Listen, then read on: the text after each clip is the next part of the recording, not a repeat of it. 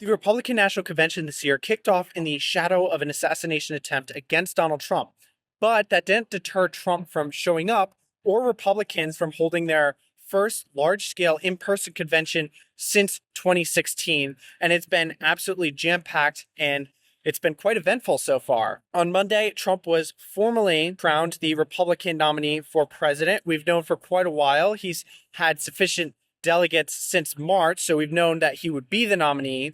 And just before that became official, Trump announced his long-awaited pick for vice president, which was Ohio Senator J.D. Vance. Monday, which was the first day of the convention, capped off a pretty positive day for Trump overall. The judge overseeing his Mar-a-Lago document case, which was generally seen as the strongest indictment against him, dismissed that case altogether. And then later in the day, Trump made a surprise appearance, donning a white bandage over his right ear, which had been nicked in the assassination attempt. And we were told by Trump that he plans to rework his speech that he was going to give later in the week to have more of a unifying message than he initially planned in the wake of the assassination attempt against him. Republicans also cemented a new platform. It's dramatically slimmed down from the past platform that they used in 2016 and 2022. They really overhauled it big time this cycle, which is the first time that they really reworked it since 2016. So it's been over 8 years. And the new platform notably has softer language on abortion and is much lighter on policy specifics than past platforms. There have been protests throughout this convention, but they've been really relegated to outside the perimeter where the convention is really taking place. Security is very, very tight here. They have fencing all around and they thoroughly check people when they enter.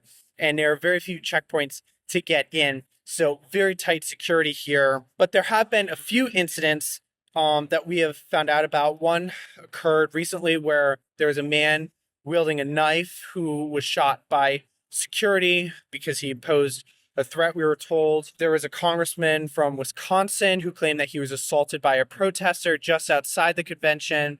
That individual was later arrested. So there have been a few incidents, nothing super major so far outside of the knife-wielding individual.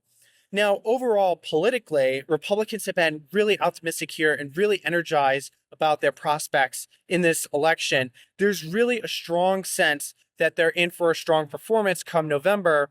Remember, just before the convention began and before the Trump assassination attempts, President Biden was in the midst of a bit of a firestorm and something of an internal mutiny against him. A chorus of Democrats had publicly called on him to step aside as the presumptive Democratic nominee, citing concerns about his age and his ability to perform the duties of president over a hypothetical second term, as well as concerns that he can't win the election, and they are casting it as a serious threat to democracy if they lose and if Trump ultimately wins back the White House. Now, regardless of who Democrats pick as their nominee, which at this point looks like Biden, Republicans we've talked to here have told us that they are really strongly confident that Trump will ultimately defeat whoever he faces.